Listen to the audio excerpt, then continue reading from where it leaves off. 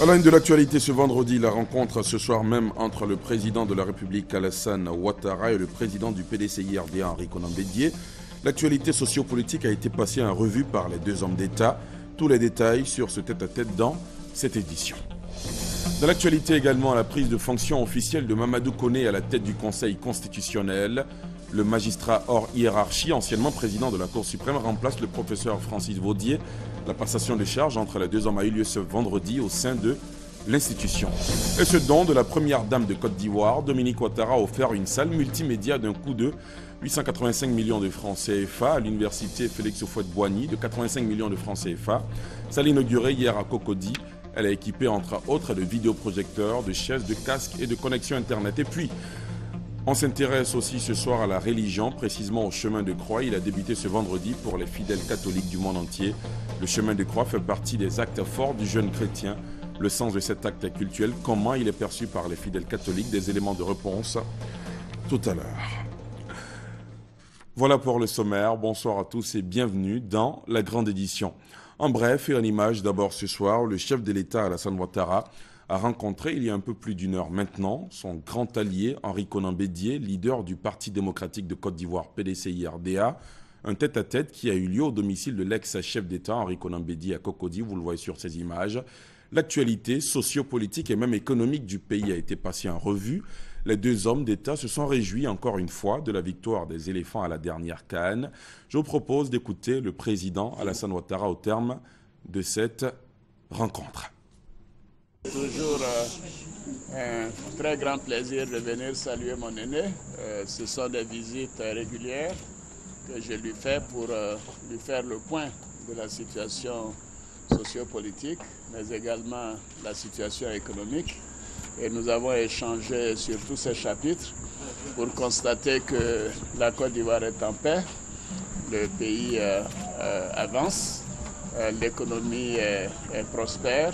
Donc de plus en plus, nos concitoyens commencent à sentir les effets des politiques économiques et financières qui sont mises en place. Et maintenant, il faut travailler sur l'avenir. Donc nous avons parlé de l'avenir, bien évidemment, du prochain congrès du PDCI-RDA, du congrès d'investiture RHDP me concernant, et également des relations avec l'opposition, parce que nous voulons une Côte d'Ivoire apaisée, une Côte d'Ivoire pour tous, une Côte d'Ivoire où véritablement le rassemblement devient une réalité. Et en cela, nous avons dit que la victoire des éléphants a été une grande contribution à cet élan de solidarité. C'est un événement qui nous a donné beaucoup d'enjaillement, n'est-ce pas, monsieur le Président? Donc on est tous très heureux. Les éléphants, ces jeunes, nous ont permis donc de retrouver beaucoup de joie. Et nous souhaitons que cela puisse être un catalyseur pour que le pays continue d'avancer dans la paix et dans la concorde. Je voudrais féliciter le président pour le livre sur l'appel de Daoukro. C'est un document important pour chacun de nous. Il a eu l'amabilité de dire qu'il dédiait ce livre à son jeune frère, le président Alassane Ouattara, le grand bâtisseur. Donc, président, grand merci. Grand merci pour ce livre. Merci, président. Voilà, merci encore. Merci. Merci beaucoup. Merci. Et le chef de l'État a adressé deux télégrammes officiels. Le premier à son Excellence, M. Prokopis Pavlopoulos, président de la République de Grèce. Monsieur le Président, votre brillante élection à la magistrature suprême de votre pays m'offre l'agréable occasion d'adresser à votre Excellence mes très vives et chaleureuses félicitations. En cette heureuse circonstance, le peuple et le gouvernement ivoirien se joignent à moi pour former des vœux de santé et de bonheur pour votre Excellence, ainsi que ceux de plein succès dans l'accomplissement de votre haute et exaltante mission. Je reste convaincu que la grande confiance et le profond respect dont jouit votre Excellence contribueront au succès de votre mission. Le second télégramme est adressé à son Excellence, M. Mahamadou Issoufou, président de la République du Niger. Monsieur le Président, j'ai appris avec une vive émotion et une réelle consternation le bombardement du village d'Abadam, ayant occasionné le décès d'au moins 37 personnes et une vingtaine de blessés le mardi 17 février 2015. En ces instants de grande douleur pour le pays frère du Niger, le peuple et le gouvernement ivoirien se joignent à moi pour exprimer à votre Excellence notre profonde compassion et notre solidarité. Je voudrais également adresser mes sincères condoléances aux familles éplorées et mes vœux de prompt rétablissement aux blessés. En économie, le gouvernement ivoirien invite le secteur privé marocain à investir davantage en Côte d'Ivoire. Invitation exprimée hier à Casablanca au Maroc par le secrétaire général de la présidence ivoirienne Amadou Gon Coulibaly. Le secrétaire général de la présidence a animé un panel consacré à la Côte d'Ivoire. La correspondante de notre envoyé spécial au Maroc, Awa Touré. Opportunité unique de rencontre et d'échange entre opérateurs économiques et décideurs politiques, cette 3e édition du Forum international Afrique Développement a permis à 7 pays des zones UEMOA et CEMAC de présenter leurs programmes nationaux de développement, les potentialités et les opportunités d'affaires dans les différents secteurs d'activité. Le ministre d'État, secrétaire général de la présidence, Amadou Gon Coulibaly, qui conduit la délégation ivoirienne, a ainsi présenté aux opérateurs économiques le programme national de développement de la Côte d'Ivoire. Nous avions un PND sur une période 2012-2015 qui s'exécute bien.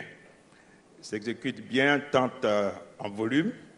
Nous avions prévu 22 milliards de dollars d'investissement et nous sommes aujourd'hui, à fin 2014, à environ 16-17 milliards d'investissements qui sont réalisés. En respectant la proportion que nous nous étions fixée, environ 60% par le secteur privé et 40% par le secteur public.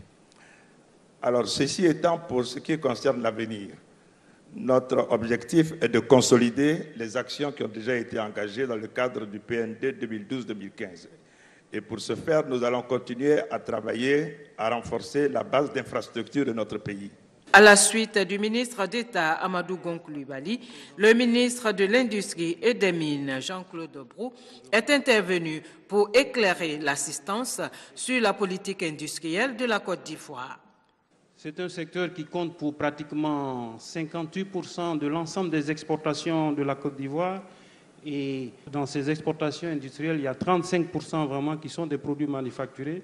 C'est aujourd'hui à peu près 5200 entreprises qui, pour 800 000 emplois, dont 130 000 provenant du secteur formel. Quand on parle du secteur industriel, donc comme on le voit, c'est les activités manufacturières. Mais dans les activités manufacturières, les 3 quarts représentent l'agro-industrie. L'objectif qui est recherché à travers notre stratégie de développement industriel, c'est de renforcer le lien production-transformation.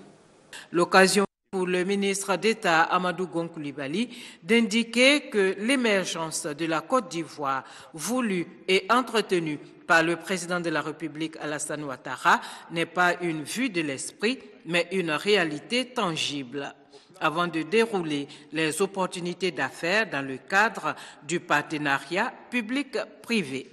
Nous entendons donc réaliser des autoroutes maintenant à péage.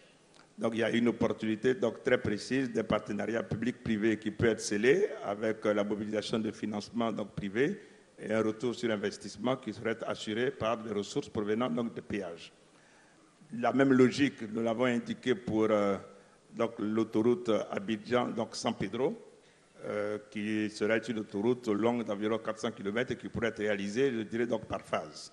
Dans le secteur de l'énergie, notre politique aujourd'hui n'est plus que l'État de Côte d'Ivoire soit investisseur pour la production d'électricité, mais nous voulons avoir des producteurs indépendants.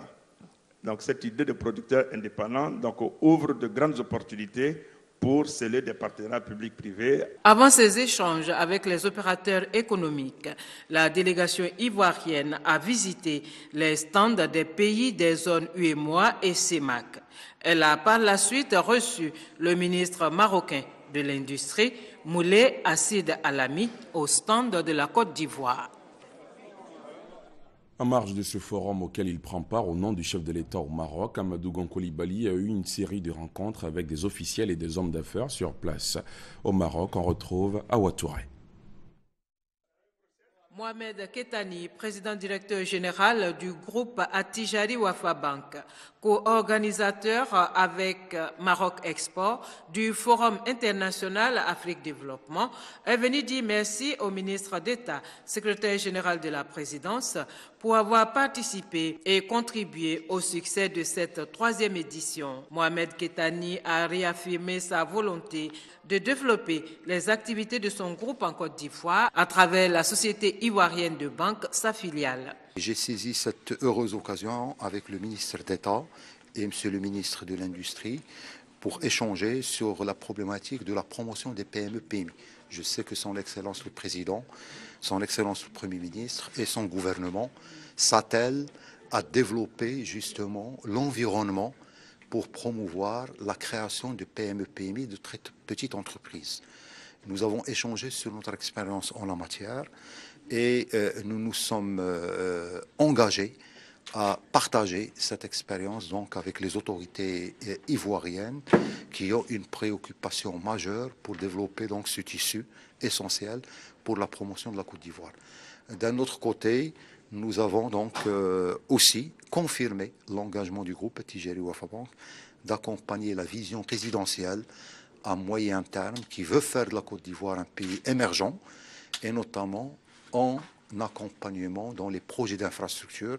Et nous étions heureux d'accompagner l'État ivoirien dans le développement de zones industrielles et aussi le logement économique et le logement social, qui est une préoccupation de son Excellence le Président et de son gouvernement. Le président de la Banque populaire du Maroc est lui venu informer le ministre d'État, secrétaire général de la présidence, de la diversification des activités de sa filiale en Côte d'Ivoire, notamment dans les domaines du microcrédit et de l'assurance. Avec le vice-président du groupe SIFCA, il a été question du développement des activités du groupe en Côte d'Ivoire et dans la sous-région ouest-africaine et surtout du nouveau projet de production d'électricité à base de biomasse. L'actualité ce vendredi, c'est aussi la prise de fonction officielle de Mamadou Koné à la tête du Conseil constitutionnel.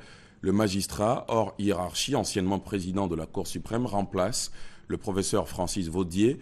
La passation de charge entre les deux hommes a eu lieu ce vendredi au sein de l'institution. Le nouveau garant de la Constitution ivoirienne a dit sa volonté de mener sa mission avec objectivité. Ben Touré, Michel Digré.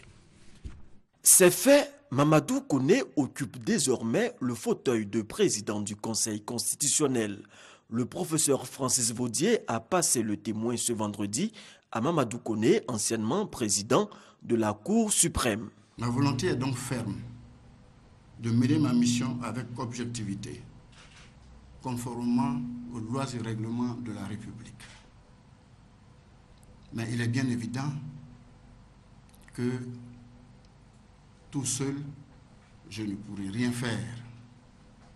C'est pour cela que je voudrais emprunter à nos amis les militaires cette expression consistant à dire que le bon général, c'est celui qui a de bons hommes de troupe.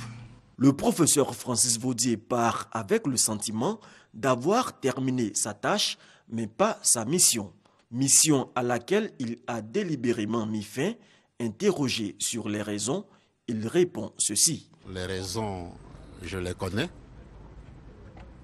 et je suis tenu par l'obligation de réserve. Donc je me garde de dévoiler quoi que ce soit. L'important, c'est que l'État continue à fonctionner. Et ici, à travers l'institution qu'est le Conseil constitutionnel. Le 25 juillet 2011, Francis Vaudier est nommé à la tête du Conseil constitutionnel. Son successeur Mamadou Koné prêtera très prochainement serment, le 5e de sa carrière. Dans 12 jours, le 4 mars exactement, le président de la République entamera une visite d'État dans les régions de San Pedro, de Bokla et de la Nawa, c'est dans le sud-ouest du pays. Les élus et cadres de ces régions en ont été informés par le ministre d'État, ministre de l'Intérieur et de la Sécurité. Ahmed Bakayoko les a donc invités à la mobilisation en vue de réserver un accueil chaleureux au chef de l'État, Abou Sanogo. C'est désormais officiel.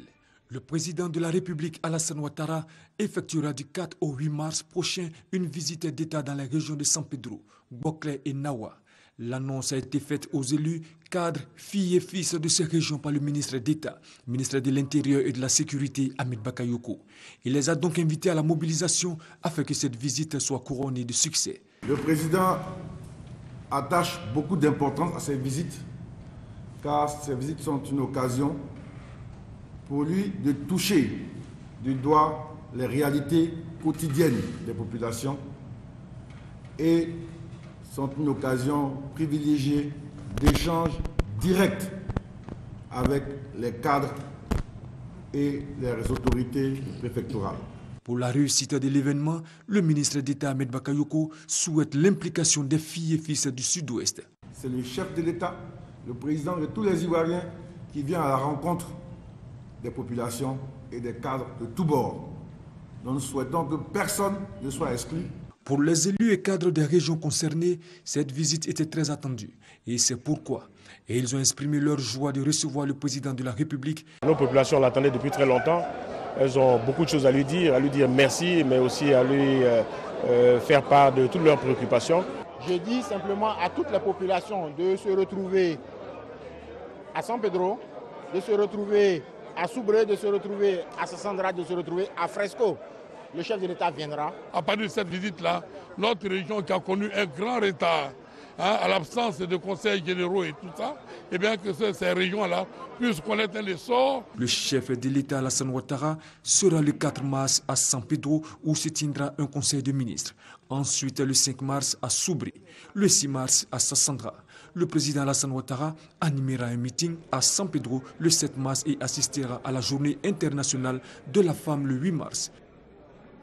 Pour tous ceux qui connaissent le quartier des affaires d'Abidjan, le Plateau, ils savent ce qu'il représente pour la ville, la fierté et les attributs d'un pays modèle et moderne. Eh bien, le maire du Plateau entend mettre la commune qu'il dirige au cœur de l'émergence du pays, attendue à l'orée 2020. Noël Akossi Benjo travaille sur un nouveau schéma directeur de sa cité, schéma qu'il vient de présenter à des membres du gouvernement, Guy Roger Nguessan, Jean-Louis Gbangbo. Un plateau à l'image des grandes capitales du monde, avec de nouveaux axes, de belles bâtisses, des parkings aménagés, avec un système de circulation rationalisé. Une commune verte, respectant les normes environnementales, bref, une commune vivante à tout moment. C'est le projet futuriste du maire Akossi Benjo.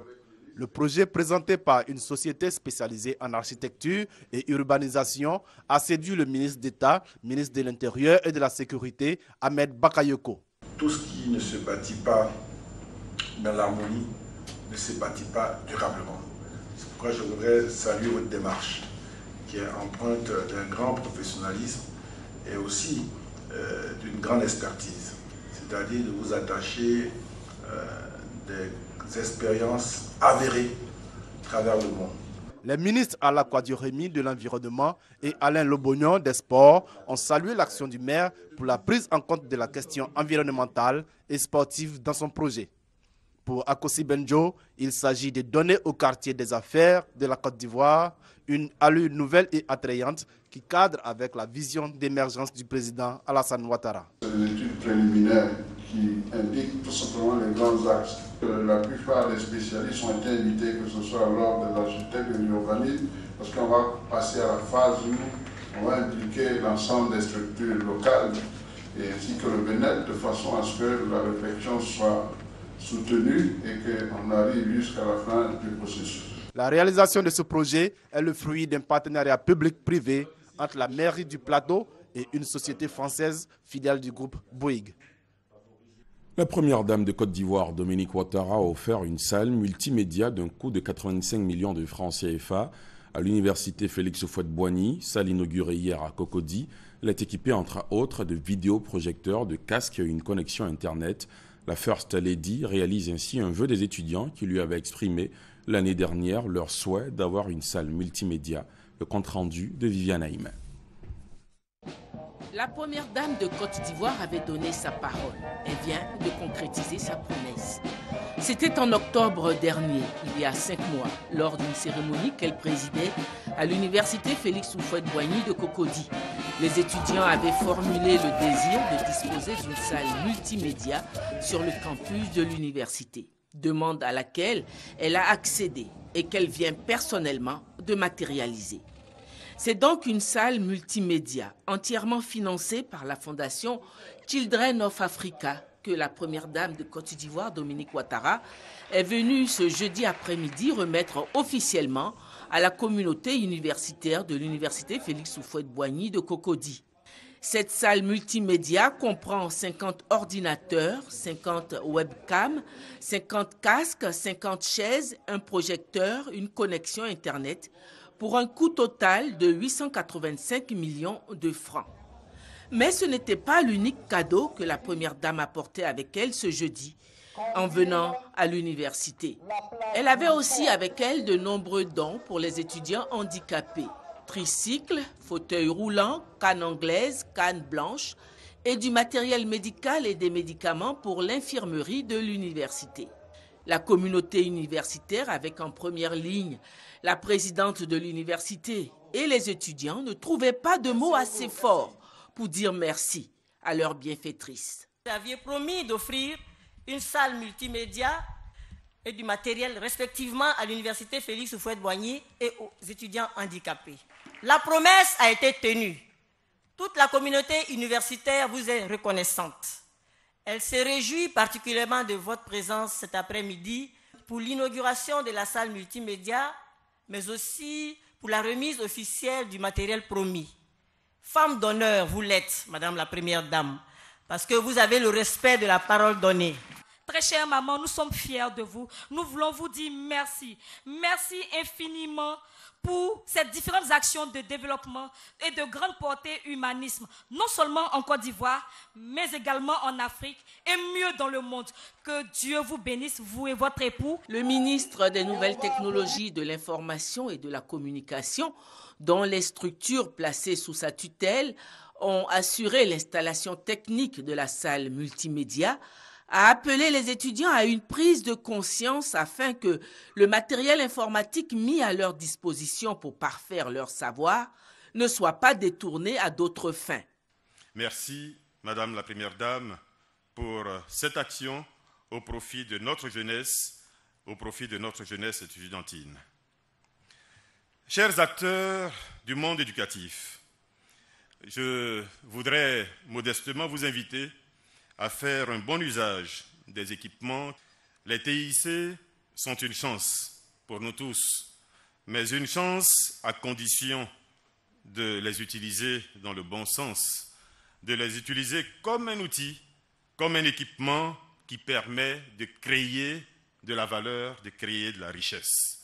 Ces équipements ne doivent en aucun cas venir alimenter certaines activités malveillantes que je ne vais pas ici citer. Et c'est en mère soucieuse du devenir de tous ces enfants que la première dame Dominique Ouattara s'est adressée à tous ces jeunes pour leur dire l'espoir qu'elle place en leur réussite, ce qui l'a motivée à leur offrir une salle multimédia. Chers étudiants, vous m'aviez sollicité pour la création d'une salle multimédia au sein de l'université. Et j'ai accepté sans hésiter, car je suis convaincue qu'une salle multimédia est un atout indéniable pour la réussite de vos études. Je voudrais par ma présence vous encourager à faire de bonnes études dans un environnement apaisé, afin que grâce à vos diplômes, vous soyez les élites de demain. La première dame de Côte d'Ivoire s'est aussi engagée à apporter son appui aux étudiants handicapés. J'accepte avec beaucoup de joie d'être la marraine des étudiants handicapés. Autant de bonheur ne pouvait que déboucher sur une ambiance festive. Que Guevara, Serge Beno, c'était le dernier cadeau de la première dame à ses filles et filles de l'université Félix Houphouët-Boigny de Cocody. Monsieur Koulibaly Timoko Yadé, premier vice-président du Conseil économique et social, convoque, mesdames et messieurs, les conseillers économiques et sociaux à une réunion extraordinaire le lundi 23 février 2015 à 10h dans la salle des plénières au siège de l'institution 6 au plateau, Le présent communiqué tient lieu de convocation individuelle. Les riverains de Koumassi-Ramblais, c'est au sud d'Abidjan, depuis plusieurs années sont confrontés à une situation de pénurie d'eau intenable. Pour avoir de l'eau, les foyers y ont recours à des revendeurs d'eau. L'activité se pratique aussi avec des charrettes et des bidons. Le calvaire des populations devrait prendre fin avec l'inauguration ce lundi de la station d'eau de Bonois. Un constat à suivre dans ce reportage de Michel Digré.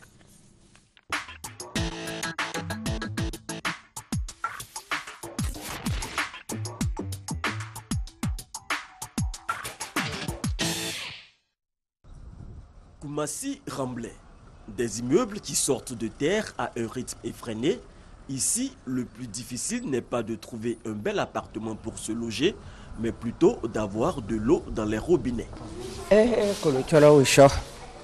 J'ai dit, depuis que j'ai déménagé ici, jusqu'à aujourd'hui, j'ai eu l'eau pendant 2 mois seulement. Mais jusqu'à présent, ça me fait plus de 2 ans que je n'ai pas d'eau. L'on s'approvisionne comme on le peut, même dans des garages. Bon, je n'ai pas l'intention de vendre l'eau. Moi, j'ai pris l'eau là pour servir le garage. Bon, comme les habitations des quartiers, souvent l'eau, tu viens, pardon, je bois l'eau, je n'ai pas l'eau à boire. Je vois que beaucoup ils me fatiguent. Au début, quand je les donne, quand la facture de ceux-ci vient, ça devient beaucoup. Donc, je dis, bon, si c'est comme ça, comme le problème de l'eau est là, il faut les vendre. J'ai dit à madame de les vendre. Là, si la facture vient, on peut avoir le moyen de payer la facture. Mamadou a fait du commerce de l'eau son activité principale depuis des années. Chaque jour, il sillonne le quartier pour livrer les bidons d'eau à la sueur de ses muscles. Vraiment, tu es fatigué? Trop même. Tu es fatigué? Je suis fatigué même. Parce qu'ici, là, il n'y a pas d'eau. En haut, là, il n'y a pas d'eau. En bas, il n'y a pas d'eau. Tu prends l'eau jusqu'à derrière le guitron. Tu vois ici, tu donnes les gens. Fin 2003, c'est-à-dire 2004, automatiquement, on a eu problème d'eau. Donc, c'est ceux-là qui nous viennent en aide. Au rez-de-chaussée, on paye 100 francs. Au premier étage, 150. Deuxième, 200. Donc, moi, je suis au deuxième. En moyenne, c'est 2000 francs par jour pour le ménage. Les populations sollicitent depuis plusieurs années les services de ces vendeurs ambulants à leur corps défendant. On est obligé de les appeler pour nous aider. Avec 4e étage, un enfant d'eau, puiser de l'eau au 4e étage, ce n'est pas facile. Tout le monde a des bidons. Si tu n'as pas 40 ou 60 bidons, tu ne sais pas que tu habites au Ramblais. On souffre énormément. Si vous prenez un bidon, que vous montez au 4e, vous ne pourrez plus aller au travail. Ça serait votre retraite. Pourquoi? Parce que ça va vous casser les reins. D'autres riverains préfèrent eux-mêmes se mettre à la tâche. Une souffrance qui devrait prendre fin les jours à venir avec l'inauguration de la station d'eau de Bonois. En politique, la tenue demain d'un pré-congrès éclaté du PDCI-RDA, demain samedi en prélude au 5e congrès extraordinaire du parti. Le secrétaire général du parti, Maurice Kakogi-Kawe, situe sur les enjeux de ce rendez-vous.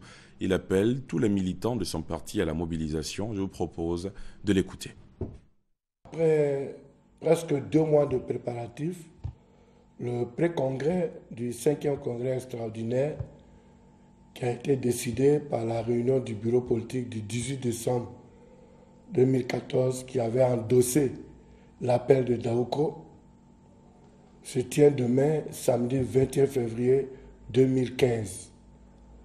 L'appel de Daoko, tout le monde le sait, consiste au soutien du PDCI-RDA à la candidature à l'élection présidentielle 2015 du président de la République, son excellence Alassane Ouattara, qui a sollicité un 2e mandat comme la Constitution de la Côte d'Ivoire le lui permet. Le 5e congrès se tiendra le 28 février 2015. Mais comme j'ai eu à le dire partout où nous sommes passés, d'abord nous voudrions remercier tous les membres statutaires du Congrès qui nous ont reçus dans les 23 villes que nous avons parcourues. Nous avons apprécié l'affluence massive qui oscillait entre 80 et 90%. Et j'exhorte encore tout le monde à participer massivement au pré-congrès qui préfigure du congrès du 28 février 2015 et comme nous l'avons déjà dit, de renouveler votre confiance encore au président Henri Konan Bédié en lui apportant un oui massif. La première vice-présidente de l'Assemblée nationale, Sarah Sako Fadiga, a effectué une tournée dans la région du Bafing. Émergence, paix et cohésion sociale ont été les maîtres mots de ces échanges avec les populations. Une semaine de rencontres, d'échanges et de communion avec les siens qui ont réaffirmé leur soutien au chef de l'État, Hamza Diaby. Journée de l'émergence, de la paix et de la cohésion sociale. Voilà le thème de la tournée effectuée par la première vice-présidente de l'Assemblée nationale dans la région du Bafing. Sarah Sako Fadiga a mis à profit ce séjour d'une semaine dans les localités de Tienko, Fungbeso, Kentegela et Dioman pour communier avec les populations. Selon elle, les questions récurrentes liées à la santé, à l'éducation, aux routes, à l'adduction en eau potable, au raccordement au réseau électrique seront réglées. Et ce, à la faveur de la prochaine visite d'État du président de la République dans la région du Bafing. Elle a également demandé aux populations du Bafing une adhésion forte à l'appel de Daoukro. Aussi, les a-t-elle exhortés à se faire enrôler pendant les audiences foraines futures afin de se faire établir leur pièce nationale d'identité. Les journées de l'émergence, de la paix et de la cohésion ont pris fin par la remise de nombreux dons aux populations, dons estimés à environ 12 millions de francs CFA. On termine en religion avec le chemin de croix. Il a débuté ce vendredi pour les fidèles catholiques du monde entier. Le chemin de croix fait partie des actes forts du jeune chrétien. Le sens de cet acte cultuel, comment il est perçu par les fidèles catholiques, des éléments de réponse dans le reportage que je vous propose de regarder. Le carême, temps fort de l'année liturgique dans l'Église catholique. Pendant cette période, les fidèles apprennent à revivre les 40 jours du Christ passés dans le désert. Autre moment fort de ce temps de carême, le chemin de croix. C'est un exercice de piété. Pendant le temps de carême, nous nous arrêtons à cet exercice-là, comme je dis, pour nous ressourcer, pour nous retremper dans l'atmosphère de la passion de Jésus-Christ. Tout chrétien catholique, en cette période-là, il lui est recommandé de participer au moins une fois à cet exercice. Nous ne soucions pas de nos chutes et j'ai pris une résolution, je n'ai pas fait donc je suis découragé, mon carême est gâté. Avec Jésus, rien n'est gâté, tout est possible, tout se renouvelle. Allons à la résurrection du Christ, mais aussi notre propre résurrection. Les 14 stations sont les étapes de chemin parcouru par Jésus. Pendant 6 vendredis, fidèles catholiques de différentes paroisses auront l'occasion de commémorer la passion de Jésus. Personnellement, ça me permet de renouveler ma foi en Jésus-Christ. Je crois qu'il est vraiment mort pour moi. Je sens une émotion de changement dans le cœur, parce que c'est là que nous profitons, tout chrétien catholique, de se refaire positivement. Prière, chant, exhortation constituent l'essentiel du chemin de croix qui peut se faire dans les églises ou dans les rues. Et c'est la fin de ce journal. Merci de l'avoir suivi. Excellente soirée sur la chaîne qui rassemble. Bonsoir.